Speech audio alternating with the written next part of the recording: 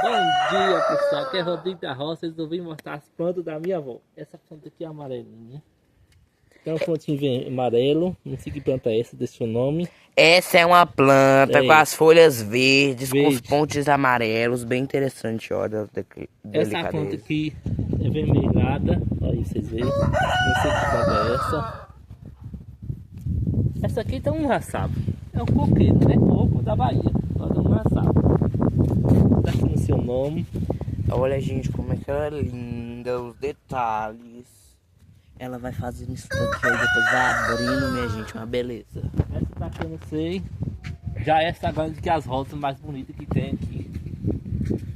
É a maior que tem aqui, minha É a gente. maior que tem. Vou dar um close nela aqui pra vocês verem. Essa daqui eu não sei o nome. Já essa aqui é a mais bonita, né, gente? Essa aí todo mundo já sabe o nome. É. É.